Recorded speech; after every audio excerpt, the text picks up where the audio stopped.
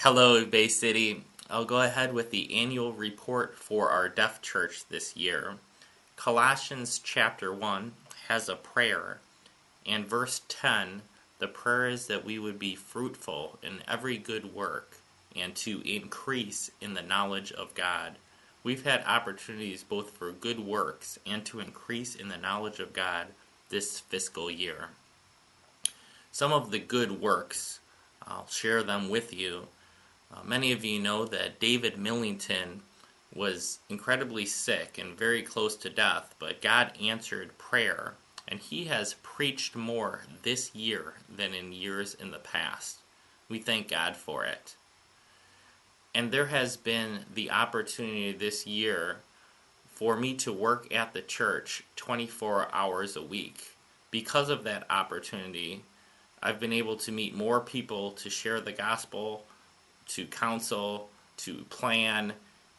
We thank God that that opportunity has been present. The bus ministry has been a tremendous blessing. Those who have scheduled, coordinated, driven our buses, we know that God has answered our prayers through you. This year, our deaf church has increased. We have 5 people who officially joined as members of our church. Amy Carlson, Kevin and Narissa Lore, Renee Irwin, and Mary Johnson, who was baptized this last Sunday. In addition to those 5, we've had a good amount of people, 10 to 11 people, who have been faithfully attending our services, so that some Sunday mornings we have up to 50 people in our deaf church. We've definitely increased this year, and with that increase, we've had an increase in needs. We thank God for the good works of Dr. Jim Offord, who is our deaf church deacon. It's been a pleasure to serve alongside him. And a lot of the good works have been whole church efforts with our deaf group. For example, Deaf Emphasis Day, the volleyball tournament that we hosted and shared the gospel with our community. We hosted at UW Green Bay. We had a 5th Sunday where we had a missions emphasis with the children, the hearing children from our church. We served a meal at the Freedom House together. We assembled John and Romans tracts at Bearing Precious Seed together. We distributed gospel tracts at the NFL draft. And we did that together, serving side by side.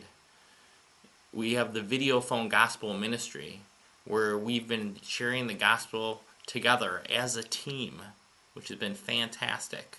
We had a flag football outreach. There was the opportunity to preach the gospel to about 30 people. That wasn't just me, that was a group effort to reach our community.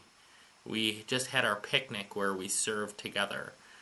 There's been other things like the Deaf Life Group that we just started that has met twice, and people have been cooking and serving him together. It's been fantastic.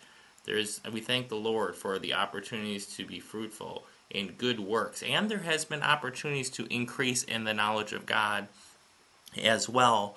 This year we finished both the book of Romans and the book of Deuteronomy. It took 3 years for Romans, but 1 year for Deuteronomy, but that was the last of the first 5 books in the Bible, and we have been preaching through those books for the last 7 years. We learned a lot through both of those books.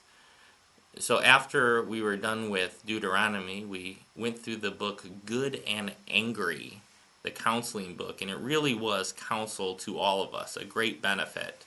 And we started the book of Joshua then, where we've learned that if we trust God at His word, He gloriously keeps His promises. On Sunday mornings, we studied the book of 1 Timothy, where we've learned much about what's important for the church. And it's been wonderful to see God shaping our deaf church through that book. We've had many visiting speakers. You can check those out in your annual report. And this fiscal year, we haven't had any funerals or weddings.